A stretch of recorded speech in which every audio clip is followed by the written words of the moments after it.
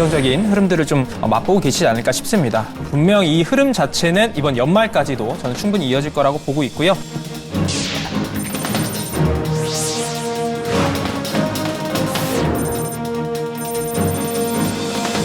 가장 중요한 거는 시장의 건전성 제고라고 생각을 합니다. 불공정 거래를 코스닥 시장에서 완전히 퇴출시키는 게 가장 중요한 것 같고,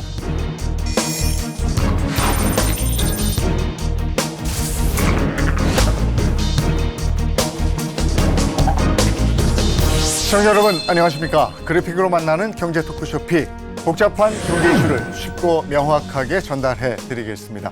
연말 연초 주가가 크게 오르는 산타 랠리가 올해도 찾아올지 관심이 집중되고 있습니다. 미 연준이 기준 금리를 내리면서 기대감은 더 커지고 있는데요. 이런 우호적 분위기가 국내 증시에도 영향을 미칠지, 변수는 어떤 게 있고 연말 투자 전략은 무엇일지 관련한 궁금증들을 낱낱이 분석해 드리겠습니다. 경제 토크쇼 픽 시작합니다.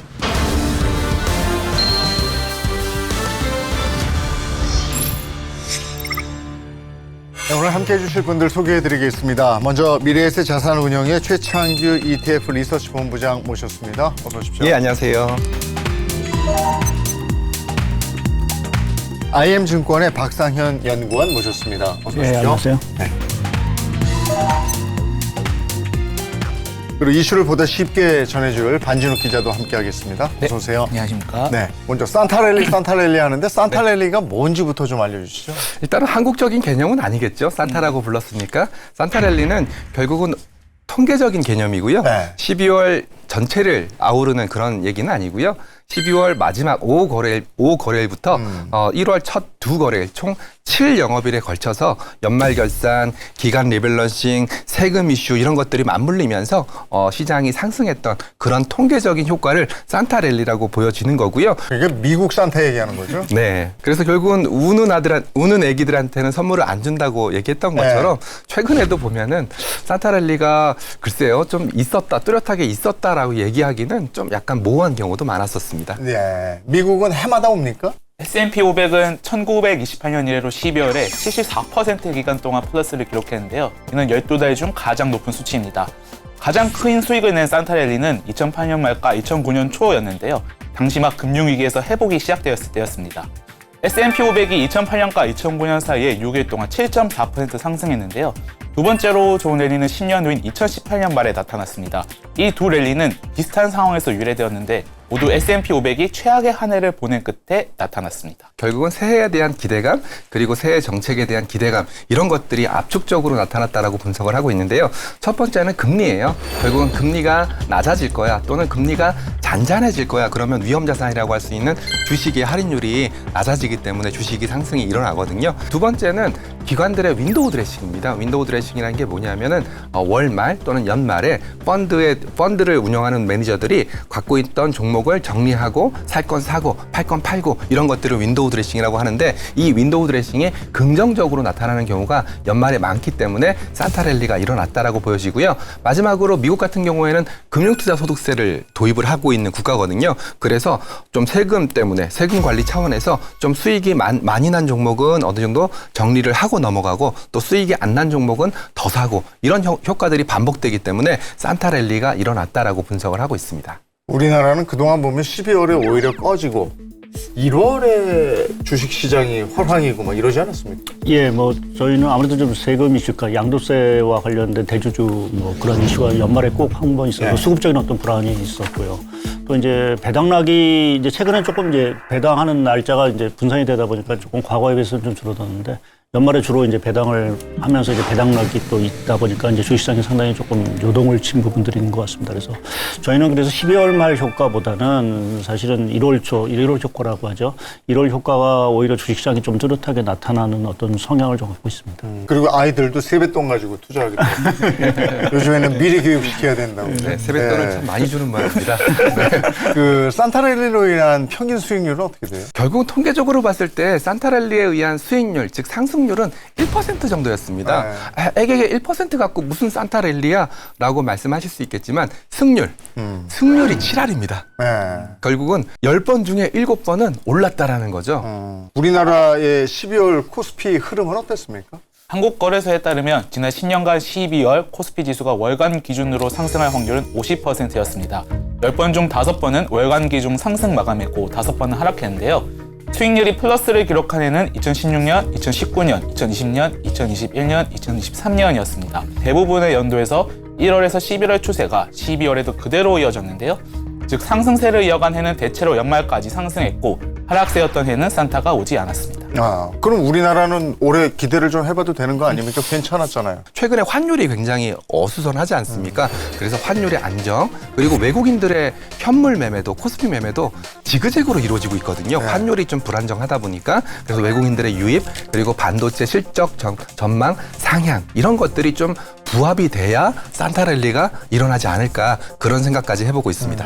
이제 작년 말 같은 경우에는 이제 미국 증시 자체가 사실은 좀 산타랠리 자체가 조금 미진했던 부분들이 있습니다. 그러니까 12월 달에 연준이 이제 금리 인하 사이클을 이제 12월에 금리를 인하했지만 사실은 동결을 한다는 분위기가 사실은 이제 시장이 좀 저변이 깔린 부분들이 있고 또 작년이 이제 트럼프 대통령이 당선이 되면서 그때 트럼프 트레이드라고 해서 이제 트럼프 효과를 노리면서 주식시장 자체가 뭐 선반영된 부분들이 상당히 있어서 국내 증시도 거의 뭐 보합 정도의 흐름을 좀 보였던 것 같습니다. 우리나라는 그때 계엄도 있고 어수선했잖아요. 맞아요. 많이 어수선했었죠. 그래서 재미가 별로 없었던 걸로 기억해요. 굉장히 공포였죠. 네, 자다가 일어났더니 영화에서나 볼 봄직한 일들이 현실화돼 있었으니까요. 올해 산타랠리 기대를 좀 하는 것 같은데 올해 가능성은 어떻습니까? 가능성은 열려 있습니다. 결국은 미국의 FOMC에서 금리 인하를 했고요. 그리고 뭐 미니 QE다라고 얘기를 할 정도로 단기채를 사겠다라는 심리적인 시그널을 줬습니다. 결국 이런 부분들로 말미암아 유동성이 확대되고 있고요. 주주 환원 정책이라든지 배당 모멘텀이라든지 이런 것들이 살아있기 때문에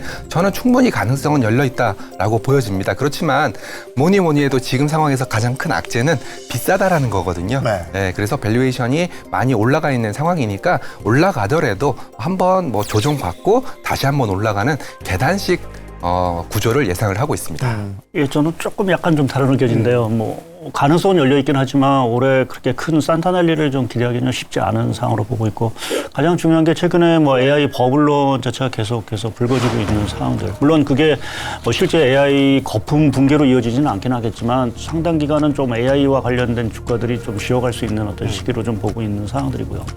그리고 앞서 얘기하셨듯이 이제 연준이 금리도 내리고 이제 유동성을 좀 풀었지만 하나 이제 문제가 되는 게 이제 장기 국채 금리가 너무 많이 오른다는 거예요. 그러니까 연준이 금리를 인하했음에도 불구하고 장기 국채 금리가 오른다는 건 아무래도 좀 주식시장이 부담이 될 수밖에 없는 상황들입니다. 그래서 이러한 것들이 좀 유동성을 좀 제약할 수 있는 또 가능성이 하나 있고요. 또 한 가지 중요한 거는 이제 12월 달에 그동안 우리가 미국 경제를 볼 때 사실 깜깜이 경제였습니다. 그러니까 셧다운 자체가 워낙 장기화되다 보니까 경제 지표가 발표가 안 됐는데 이제 본격적으로 이제 지표들이 발표가 되면서 미국 경제에 대한 평가, 특히 이제 물가라든지 고용 시장에 대한 어떤 평가들 자체가 상당히 이제 줄을 이을 수 있는 부분들 자체는 아무래도 좀 시장의 변동성을 좀 키울 수밖에 없다라는 측면에서 보게 되면 올해 연말 장 자체는 조금 뭐 긍정적으로 보면 이제 강보합 정도의 흐름으로 조금 끝나지 않을까 좀 생각을 하고 있습니다. 지금 시장이 좋은 상황은 아니네요. 결국은 AI가 논란의 화두에 서 있습니다. AI는 결국은 눈높이는 굉장히 많이 올라가 있는데 이 올라가 있는 눈높이를 충족할 수 있냐 이게 첫 번째고요. 두 번째는 캐펙스 자본적 지출은 어마무시하게 했는데 너 돈 언제 벌래? 라고 물어본다면 글쎄 한 2027년에는 돈 벌 수 있어 라고 얘기를 했었는데 오라클도 보면은 이 데이터 센터 완공이 지연됐다라는 뉴스가 돌면서 그러면 돈 버는 시기가 늦춰진 거 아니야? 라는 시장의 의구심이 발휘가 되면서 AI 관련된 주식들이 조정을 받았다라고 보여집니다. 결국은 지금 상황에서 가장 중요한 것은 뭐 수익화 속도라든지 그 현금 흐름이라든지 마진 구조라든지 이런 것들이 가장 핵심인 상황으로 떠올랐고요. 또 한 가지는 거기에 이제 최근 빅테크들이 결국 이제 빚을 내기 시작을 했다는 게 상당히 중요한 것.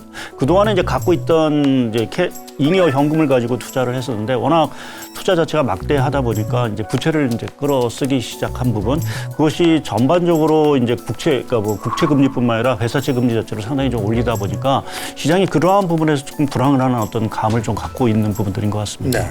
12월에 그러면 우리 코스피 지수 예상 범위는 어떻게 보세요? 일단 증권사에서 컨센서스로 나오고 있는 지수대는 3,700에서 4,300포인트입니다. 4,300포인트라는 지수대는 아무래도 지난 신고가를 기록했던 그때 그 지수대를 의미하는 것 같고요. 그리고 하단인 3,700에서 3,800대는 어떻게 본다면 이 정도까지 무너지지 않을 거야. 왜냐하면 지금 하이닉스도 그렇고 삼성전자도 내년도 실적 전망치가 계속 올라가고 있거든요. 그러니까 3,700에서 3,800은 일종의 락바텀, 굉장히 견조한 하단이다. 이렇게 좀 해석을 하고 있어서 상단은 좀 제한적이고 하단은 굉장히 탄탄하다라는 게 12월 월간 컨센서스의 가장 큰 특징입니다. 저도 비슷한 생각인데 아까 하단 자체는 상당히 좀 견고하다라고 좀 봐야 될 것 같고요.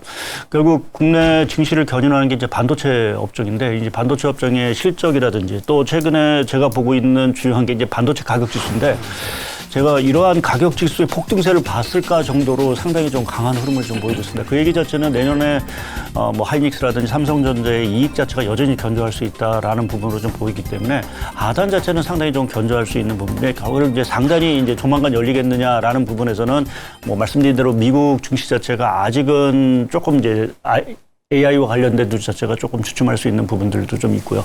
또 한 가지는 국내 주식이 올해 너무 많이 올랐습니다. 그래서 그 부분에 대한 어떤 부담감, 거기에 이제 반도체 업종 하나만으로 지수를 견인하는 데는 조금 약간 좀 힘에 붙이는 부분들도 좀 있어서 올해 연말에 그 전고점을 과연 뚫을 수 있을지에 대해서는 조금 반신반의할 수밖에 없는 상황인 것 같습니다. 올해 산타랠리의 긍정적인 신호들이 몇 가지가 있었는데 이제 먼저 이제 금리 인하라는 부분이고 지금 AI는 아직 먹구름이 거치지 않았다라고 말씀을 하셨지만 좀 거치는 듯한 분위기가 있어서 네. 그것도 긍정 신호로 봤었던 거고 네.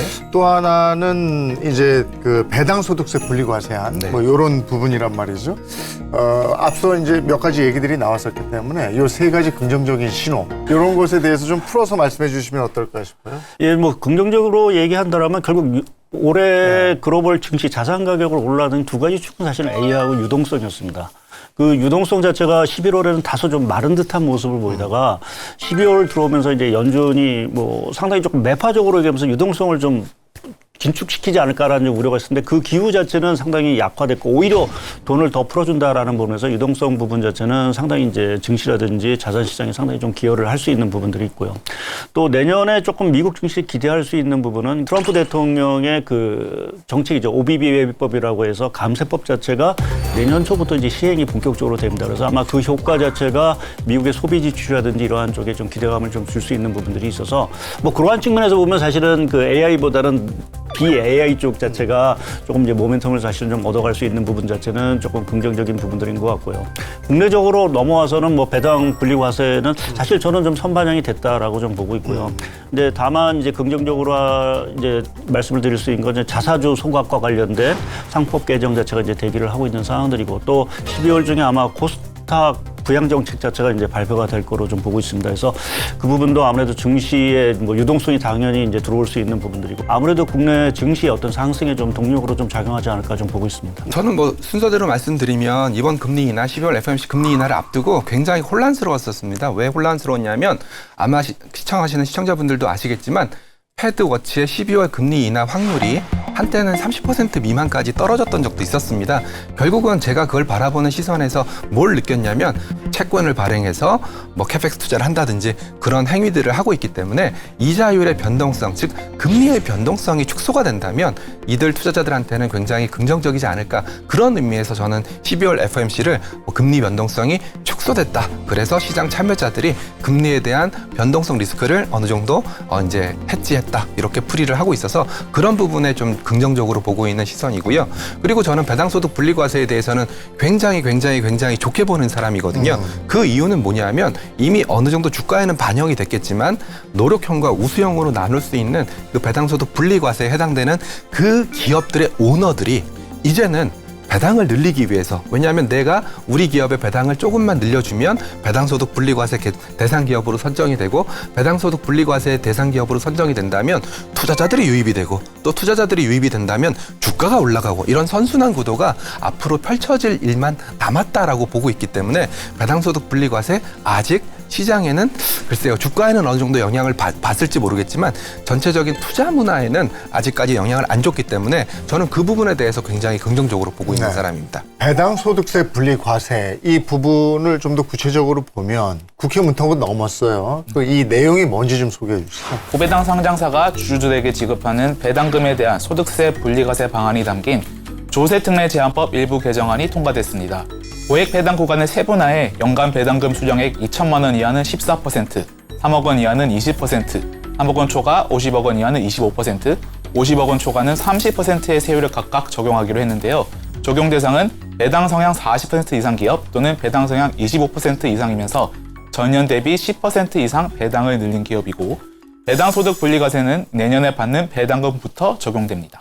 배당 소득에 관해서는 또 궁금해하시는 분들이 많을 것 같은데 이게 기대되는 종목들이 있잖아요. 그럼 어떤 종목들이 있습니까? 올해 연간 배당 수익률이 은행 예금보다 높을 것으로 기대되는 종목을 추렸는데요. 기준에 해당되는 종목은 모두 32개였습니다. 이 중 올해 연간 배당 수익률이 가장 높은 것으로 기대되는 종목은 현대차 그룹의 광고 대행사인 이노션이었는데요. 배당 수익률 예상치는 6.35%였습니다. 이어서 LX 인터내셔널이 6.02%, 제일기획이 5.48%로 세 번째로 높았는데요. 이외에도 NH투자증권, 삼성카드, IM금융지주 등 금융사도 여러 포함됐고, 지주사 중에서는 GS, LG, HA홀딩스, 포스코홀딩스 등 세 곳이 꼽혔습니다. IM금융지주는 있는데 미래에셋은 없습니다. 이거 어떻게 된 겁니까? 그러게요. 이 산타랠리 긍정 시그널 저희가 세 가지로 해서 얘기를 나눠봤는데 여기서 AI는 사실은 플러스 마이너스가 있는 거다 이거고, 금리 인하, 배당 소득세 분리과세 이게 이제 긍정 시그널로 얘기를 해봤습니다. 또 어떤 게 있을까요? 저는 최근에 시장을 보면서 확산을 느끼고 있습니다. 실제로 12월 12일 날 미국 증시가 오라클, 브로드컴 실적 발표 이후에 굉장히 많이 떨어졌거든요. 그런데도 불구하고 긱스 기준 11개 섹터 중에서 상승한 섹터가 5개나 됐습니다. 즉 AI가 무너지게 되면 시장 전반이 무너졌던 과거와는 굉장히 많이 달라져 있다라는 생각을 하고 있고요. 요즘 아마 한국 증시를 바라보시는 시선도 많이 달라졌을 겁니다. 예전에는 삼성전자, 하이닉스 그리고 반도체 소부장이 전부였는데 이제는 점점 확산돼서 휴머노이드, 로봇, 그리고 우주산업, 그리고 금융주 굉장히 확산이 빠르게 일어나고 있거든요. 그런데다가 실적 전망도 굉장히 빠르게 올라가고 있기 때문에 결국은 저는 확산 그리고 AI 치중 현상이 분산되고 있다. 이런 쪽에서 또 다른 산타랠리의 추가 긍정적인 시그널을 찾고 있습니다. 코스피 실적 모멘텀은 가능한 거죠? 아까 이제 말씀이 반도체 이쪽은 뭐 괜찮다고 말씀을 해주시는 것 같아요. 어떻게 보면 반도체가 좋은 상황에서 이제 낙수 효과가 슬슬 좀 발생하고 있는 부분이니까 그 하단에 있는 뭐 여러 가지 소부장이라든지 IT 부품업체 자체가 아무래도 조금 실적이 이제 개선이 이제 본격화될 수 있는 어떤 조짐들이 사실은 좀 나오고 있고요. 최근에 제가 하나 좀 눈여겨 보는 게 그 최근에 미국 트럼프 2기 행정부에서 그 전략 안보 보고서라는 걸 이제 발표를 했습니다. 그러니까 미국의 어떤 대외 외교라든지 군사 또 경제의 어떤 정책을 사실은 포괄하는 어떤 정책인데요.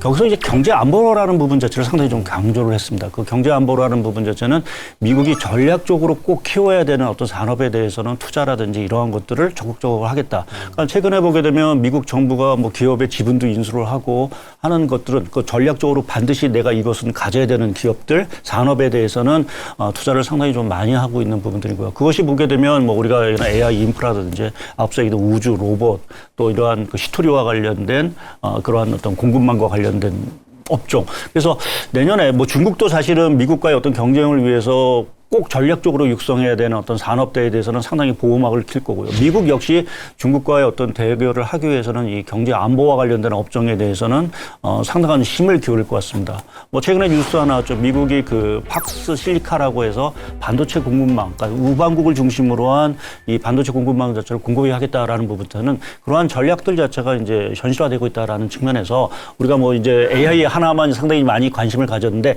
이 범위를 조금씩 넓혀가는 것들이 좀 필요하지 않을까 좀 생각을 하고 있습니다. 이제 세부적으로 들어가는 것 같아요. 그 AI에 필요한 모든 것들. 네. 그렇다 보면은 코스피보다도 코스닥이 산타 선물을 많이 받게 되지 않을까 이런 얘기도 있던데 맞습니까? 한국의 코스닥을 분해해 보면은요, 크게 보면 바이오, 그리고 2차 전지, 그리고 2차 전지 소재 이런 식으로 그리고 기타 등등 이런 식으로 분류를 할 수 있기 때문에 코스닥이라는 시선보다는 바이오가 어떻게 될 건지 또는 2차 전지가 어떻게 될 건지 이걸 먼저 뜯어보고 들어가는 게 좋을 것 같은데요. 뭐니 해도 한국 바이오 옛날이랑 많이 달라졌습니다. 최근에 한국의 바이오 기업들은 라이센스 아웃이라고 해서 거대 제약사, 거대 헬스케어 회사한테 기술을 파는 그런 기술 이전 수출이 굉장히 많이 늘었고요. 그리고 2차 전지 같은 경우에도 뭐니 해도 이제는 신재생 에너지를 뿐만 아니라 AI 데이터 센터에도 ESS가 들어갈 수밖에 없는 구조다 보니까 ESS발 2차 전지 수요가 굉장히 폭증할 거다라는 것이 일반적인 시선입니다. 이런 거에다가 성장 펀드라든지 그리고 증권사의 IMA라든지 그리고 BDC라든지 이런 어떻게 본다면 모험 자본을 육성하는 그런 형태의 성장 기금들이 많이 조성되어 있기 때문에 코스닥이 좀 빠르게 움직일 것 같다라는 생각에 대해선 저도 동의를 하고 있습니다. 근데 좀 하나 좀 저희가 경계를 해야 될 거는 최근에 어떻게 보면 투자하시는 분들이 상당히 좀 스마트해졌다라고 저는 생각을 하고 있고요. 과거처럼 뭔가 중시를 부양한다고 해서 무닥정되고 투자를 하시는 부분들은 아닌 거고 올해 뭐 사실 코스피를 보더라도 사실 실적이 동반되는 업종에 대해서만 사실 쏠림 현상이 있었던 부분들이고 나머지 부분 업종에 대해서는 어떻게 보면 좀 도외시하는 어떤 그런 현상, 어떤 양극화라는 부분 자체가 선명하게 나타났고요. 사실 이익이라든지 향후 어떤 성장성 자체가 동반되는 쪽에서의 어떤 업종만 사실은 좀 좋아지는, 그러니까 코스닥 내에도 상당히 좀 차별화 현상 자체가 좀 있지 않을까라는 좀 생각을 하고 있습니다. 코스닥 시장에 외국인 매수세가 이어지고 있다 이런 뉴스인데 흐름이 어떻습니까? 한국거래소에 따르면 최근 한 달 동안 외국인은 코스닥에서 2,120억 원을 순매수했고 같은 기간 코스피에서는 11조 원이 넘는 물량을 내놓으며 대비되는 수급 흐름을 보였습니다. 이 기간 외국인 순매수 1위 종목은 바이오기업 알테오젠으로 순매수액 2,226억 원을 기록했는데요. 내년 초로 예상되는 상장 이전 작업에 대한 관심도 투자 심리를 자극한 것으로 분석됐습니다. 매수세는 리노공업, 이오테크닉 등 반도체 장비, 2차 전지 등 성장업장 전반으로 확산되고 있고요. 레인보우 로보틱스는 로봇 업종 가운데 유일하게 외국인 순매수 상위권 10위 안에 오르며 주목받았습니다. 산타랠리에 아까 이제 긍정 신호를 얘기했는데 이번엔 부정 신호 한번 얘기해 보겠습니다. 산타랠리의 부정 시그널 어떤 게 있습니까? 뭐 아무래도 가장 제가 요새 신경을 쓰는 거는 금리입니다. 그러니까 저희가 뭐 유동성 확대 또 연준의 어떤 금리 인하 기대감을 좀 긍정적으로 해석하긴 하지만 특히 이제 일본 국채 금리 같은 경우에는 거의 뭐 2006년 이후 사실은 최고치를 보일 정도로 상당히 좀 상승을 하고 있는 상황들입니다. 그래서 이러한 분위기 자체가 계속 이어진다라고 하면 저희가 뭐 가끔가다 얘기를 하죠. 뭐 국채 금리발 발작 뭐 이러한 얘기를 좀 많이 하는데 그것이 자칫하면 이제 유동성 자체를 사실은 좀 훼손하면서 위험 자산보다는 안전 자산으로 자금을 좀 이제 쏠리게 하는 그러한 현상으로 좀 나올 수 있는 부분 자체는 조금 주목을 하는 부분이 필요하지 않을까 좀 보고 있습니다. 부정 시그널입니다. 어떤 게 있습니까? 결국 한국으로 압축한다면 환율이겠죠. 네, 환율이 뭐니 해도 어떻게 본다면 글쎄요. 한국에 있는 수출 기업들이 굉장히 돈을 많이 벌었거든요. 그렇게 돈을 많이 벌었음에도 불구하고 달러가 한국에 안 들어오는 이런 현상들을 어떻게 바라봐야 되나. 그리고 또 이런 상황을 바라보는 외국인 투자자, 특히 한국에 투자하는 외국인들은 어떻게 한국을 바라봐야 되나. 이게 굉장히 헷갈릴 거다라는 생각을 좀 하고 있습니다. 실제로 제가 최근 2달 동안 외국인들의 코스피 현물 매매를 보니까요. 팔 때는 엄청나게 많이 팔고 살 때는 조금 사고 팔 때는 또 조 단위로 팔고 살 때는 조금 사고 이런 약간 어떻게 본다면 환율 플레이하는 느낌을 좀 받았었습니다. 결국은 환율이 1,400원 후반대에서 지금 형성이 되고 있는데요. 이 환율이 계속 이렇게 고공행진을 한다면 글쎄요. 저도 산타랠리에 대해서 단언하기는 쉽지 않다. 그럼 산타랠리를 노릴 때 투자 전략은 어떻게 가져가야 됩니까? 결국은 저는 지수 플레이를 해라라고 좀 많이 말씀을 드리고 있습니다. 워낙 종목별로 많이 오른 종목들은 정말 많이 올랐고요. 그리고 이 와중에 안 움직인 종목들도 굉장히 많습니다. 결국은 산타랠리라는 것이 내년에 대한 기대감, 긍정적인 기대감의 발휘다라고 생각한다면 그냥 지수 플레이 하셔라 이렇게 좀 말씀을 드리고 있고요. 코스피 기준으로는 4,000포인트 언더에서는 좀 매수를 해라. 뭐 일반적인 코스피 100 ETF를 통해서 매수를 하는 전략은 좋다라고 생각을 하고 있고요. 그리고 또 내년을 생각해 본다면 가장 큰 수혜는 AI가 될 가능성이 높으니까 AI 반도체가 됐건 AI 소프트웨어가 됐건 AI 인프라가 됐건 나머지 여윳돈을 가지고는 AI 관련된 종목들을 좀 갖고 있어라 이렇게 좀 말씀을 드리고 있습니다. 그동안 우리나라에는 산타가 안 왔기 때문에 산타랠리보다는 내가 새해 랠리 가능성에 투자하고 싶다. 새해 랠리의 가능성을 보고 투자하는 사람들은 어떻게 합니까? 내년 장의 흐름이 뭐 지금 봐서는 아직까지는 좀 긍정적인 흐름이 네. 좀 대부분인 거고 또 실제 뭐 미국 경제 흐름도 뭐 이번 그 12월 FOMC도 뭐 연준에서 발표했지만 사실상 골디락스를 전망하고 있습니다. 성장률은 높아지고 물가는 떨어지는 뭐 이러한 흐름을 좀 생각을 한다라고 하면 여전히 뭐 미국 증시라든지 전 세계 유동성 흐름 자체는 상당히 좀 양호할 거로 보고 있고요. 다만 저희가 연초 들어가서 조금 경계해야 되는 부분 자체는 약간 좀 변동성을 좀 줄 수 있는 곳들은 좀 경계를 하자라는 좀 말씀을 드리는데 그것이 이제 연초쯤 될 거로 저희가 지금 생각을 하고 있는데 아무래도 지금 관세와 관련된 미국의 대법원 판결이 아마 나올 수 있는 부분들이 있고요.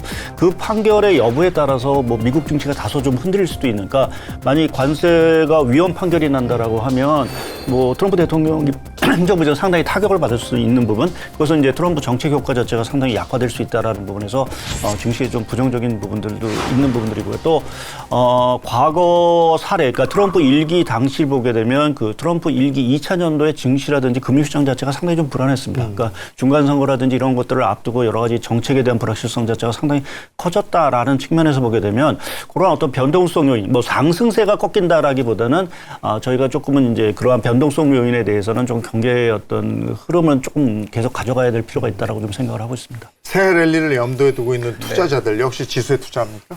결국은 가장 헷갈리시는 부분이 있으실 거예요. 연말에는 기관 투자자들, 일반적인 펀드 매니저들은 굉장히 보수적으로 운영을 하고요. 연초가 되면 다시 한번 자금 집행 계획을 짜고 전략적 자산 배분을 해서 자금을 집행합니다. 자, 이제 산타랠리를 거쳐오면서 이제 우리는 뭘 봐야 되냐면 산타랠리는 이벤트가 아닙니다. 산타랠리는 내년까지 넘어가는 교두보 역할을 하는 거기 때문에 아마 연말에는 내러티브라고 저희는 표현을 많이 하는데요. 내러티브 때문에 투자를 했다면 연초가 되면 냉정해져야 됩니다.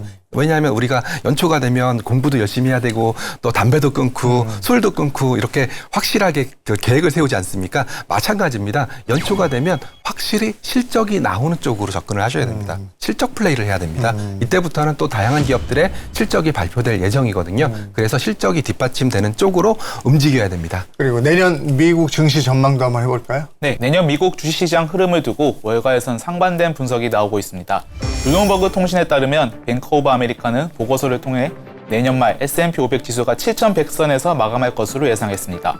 현재 시장의 유동성이 한계에 도달해 주식이 하락할 가능성이 높다고 봤는데요. 반면 도이체방크, 모건 스탠리 등은 S&P 500 지수가 내년 말까지 10% 이상 추가 상승할 수 있다고 전망했습니다. 내년 지수가 8,000까지 상승할 것으로 전망한 도이체방크는 내년 기업 실적이 폭발적으로 증가하고 그동안 주식시장 랠리를 이끈 기술주의에 주식시장 전반으로 성장세가 확산할 것이라 예상했습니다. 한 3가지 정도 이유가 아닐까 싶어요. 첫 번째는 한국도 마찬가지겠지만 내년에 S&P도 기업이익이 증가할 거다. 그리고 그 기업이익 증가의 상당 부분은 소위 말하는 매그니피센트 세븐이 기여를 하고 있다. 아마 제가 데이터 본 바로는 미국 기업이익 증가의 절반 정도를 7개 기업이 담당하는 것으로 그렇게 나타났거든요. 그래서 기업이익의 증가가 기대된다. 이게 첫 번째고요. 그리고 어찌됐건 12월 FOMC에서 금리를 인하했기 때문에 유동성 환경이 좀 굉장히 긍정적인 편이고 마지막으로 매그니피센트 세븐 을 필두로 한 테크 기업의 리더십, 테크 기업의 주도하는 장세는 아마 내년에도 유효할 거다라는 것이 주된 논리가 아닐까 싶습니다. 최근에 이제 우리나라 기관 매니저분들 이렇게 만나서 이렇게 세미나를 하고 보면 AI 사이클 자체가 좋고 뭐 미국 증시가 사실 오르는 부분에 대해서 크게 뭐 이견을 다는 부분은 없는 부분들인데 오히려 이렇게 좀 많이 오르다 보니까 좀 리스크를 조금 관리해야 되는 것이 아닌가. 특히 이제 내년 중간 선거를 앞두고 트럼프 대통령의 레임덕 현상이 조금은 좀 이미 현실화되는 상황들에서 너무 이제 과도한 정책들 자체가 나오면 오히려 좀 시장에 좀 악재가 될 수 있다. 예를 들어서 지금 차기 연준 총재에 대해서 시장이 좀 기대감을 분명히 갖고 있는 상황들입니다. 그런데 그 차기 연준 총재가 들어와서 너무 지나친 완화적인 통화 정책을 했을 때 물가 리스크라든지 이러한 것들을 자극하면서 오히려 국채 금리가 올랐을 때는 시장이 변동성이 더 커질 수 있는 부분들 자체는 저희가 좀 경계해야 되는 부분들이 하나 있는 것 같고요. 또 한 가지는 여하튼 지금 AI와 관련된 여러 가지 논란이 있는데 여하튼 AI 사이클이 수익성을 한 번은 더 확인시켜줘야 되는 부분들이 분명한 것 같습니다. 근데 그 시점이 어딨냐라고 보면 아마 그것이 내년 뭐 하반기 하반기 정도 들어가서는 분명히 수익성이 이제 나고 있다라는 부분 자체가 시장에서 확인돼야 저희가 AI 사이클 자체가 좀 더 강한 사이클을 갈 거고, 만약 그것이 확인되지 못했을 때는 오히려 올해보다도 더 AI 사이클에 대한 버블론 자체가 더 확산이 될 수 있는 부분들은 저희가 내년 시장에 있어 조금 주목해야 되는 어떤 변수가 아닌가. 내년에 코스피 전망은 어떻습니까? 5천 갑니까? 일단은 대부분 4,500에서 5,000포인트, 그리고 KB증권이었죠. 7,500까지 보고 있었나요? 7,500이요? 예, 이렇게 봤던 레벨이 분포가 되고 있습니다. 결국은 가장 큰 근거가 되는 부분은 뭐냐면 지금 현재 밸류에이션에다가 삼성전자와 하이닉스가 내년에 200조를 번다면 그러면 지금 밸류에이션을 꼽아더라도 글쎄요, 산술적으로 봐도 5,000포인트까지는 무난하지 않을까. 물론 그 어닝 추정이 실제로 달성이 된다라는 조건 하에 말씀을 드리는 건데 5,000까지는 무난히 열어놔도 되지 않을까, 그런 생각들을 좀 하고 있는데요. 결국은 중요한 건 뭐냐면 한국은 어쩔 수 없이 삼성전자와 하이닉스가 코스피에서 30% 그리고 코스피 200에서는 40% 이상의 비중을 차지하고 있거든요. 반도체 이익 사이클이 가장 중요하고요. 그리고 우리가 계속 반복적으로 말씀드리고 있지만 이런 고환율에서 외국인들의 수급이 얼마나 원활하게 들어올 건지, 이게 4,000포인트, 5,000포인트 달성하는 거 여부보다도 저는 더 훨씬 더 중요한 거 아닌가, 이런 생각을 좀 해보고 있습니다. 내년 증시를 주도할 업종은 그러면 뭐니 해도 반도체입니까? 뭐 우리 시장 입장에서는 아무래도 반도체가 제일 클 수밖에 없는 부분들인 것 같고요. 거기에 이제 앞서 말씀드린 이제 그 최근에 AI 반도체와 관련된 어떤 낙수 효과가 점점씩 퍼지고 있다라는 부분에서 좀 그 밑단에 있는 밸류 체인에 있는 업종들 자체를 조금 이제 주목을 하셔야 될 것 같고, 또 내년에 아무래도 뭐 150조 국민성장 펀드가 다 한꺼번에 투자되는 건 아니긴 하지만 그래도 내년 1차 연도에 상당한 자금들 자체가 이제 좀 투입이 될 수 있는, 그래서 뭐 그 국민성장 펀드 계획에 보시게 되면 어느 업종에 얼마만큼 투자된다라는 부분 자체가 분명히 명시된 부분들인데, 그러한 부분에서 낙수 효과를 좀 그런 데서 좀 얻을 수 있는 종목을 좀 주목을 하셔야 될 것 같고요. 미국, 우리 증시 얘기했는데 사실은 중국에 투자하는 분들도 많아서 중국 어떻게? 그러니까 중국은 전반적으로 보게 되면 좋지는 않은데요. 결국 중국도 이제 차별화가 될 수밖에 없고, 그러니까 중국도 보게 되면 미국과 경쟁하는 뭐 우리가 AI가 됐건 안보가 됐건 로봇이 됐건 간에 이러한 부분에 투자를 계속하고, 또 기술적으로 보면은 상당히 좀 성장을 빠른 속도로 하고 있는 상황들입니다. 그래서 그러한 관련 분야에 대한 어떤 그 투자 자체는 저는 유효하다라고 보고 있는데, 그 나머지 부분에 대한 업종에 대해서는 여전히 조금 오히려 비중을 좀 줄이는 게 맞지 않을까. 왜냐하면 중국 경기라는 부분 자체가 계속해서 지금 얘기하는 뭐 경기 침체까지 아니라 경기 둔화와 물가 둔화라는 이러한 고질병에서 해소되기가 사실은 쉽지 않은 상황들 자체는 여전히 중국 경제뿐만 아니라 관련 업종에는 상당히 좀 부정적인 영향을 미칠 수밖에 없기 때문에 중국에 대해서 상당히 좀 압축적인 어떤 투자 전략이 필요하지 않을까 좀 보고 있습니다. 그러면 내년에 네. 미국, 한국, 중국 어디에 투자 1순위? 저는 아무래도 미국입니다. 미국. 예. 어디라고? 저는 한국입니다. 한국입니까? 네. 예. 왜 그렇습니까? 그러니까 우리가 뭐 미국 증시는 안 좋고 한국 증시는 좋고 하는 이러한 현상을 기대하기는 사실 쉽지는 않은 상황들이고요. 결국 미국 증시가 올라야 한국 증시가 조금은 더 오를 수 있는 여건이 사실은 된다라는 측면에서 보면 상대적으로 안정적인 부분에 있어서 보면 오히려 미국 증시가 좀 낫다라는 좀 생각을 좀 하고 있습니다. 왜 한국입니까? 저는 결국은 한국이 달라졌다라고 물어보는데 가장 크게 달라진 부분은 주주 가치입니다. 결국은 과거의 한국 주식을 바라볼 때 이 회사의 주인이 누구냐라고 물어봤을 때 여태까지는 뭐 총수님이십니다, 아니면 대주주님이십니다라고 대답을 했었는데 이제는 그렇게 대답 안 하시거든요. 이제는 그 회사의 가치는 주주 거다라고 얘기를 하고 있어서 저는 그런 부분들이 한국의 디스카운트를 해소시켰던 가장 1등 공신이다라고 생각을 하고 있고요. 그리고 어찌됐건 내년에 MSCI 선진국 지수 와치리스트 등재라든지 새로운 또 패시브 수급이 달라붙을 수 있기 때문에 저는 미국보다는 한국이 좀 더 메리트가 있지 않나. 산타랠리와 관련해서 얘기 나누다 보니까 주식 전반에 대한 얘기를 나누게 되었습니다. 단기 흐름에만 휩쓸리지 마시고 장기적으로 볼 수 있는 긴 안목을 가지고 투자하시길 바랍니다. 경제 토크쇼 픽 여기서 인사드리겠습니다. 고맙습니다. 감사합니다.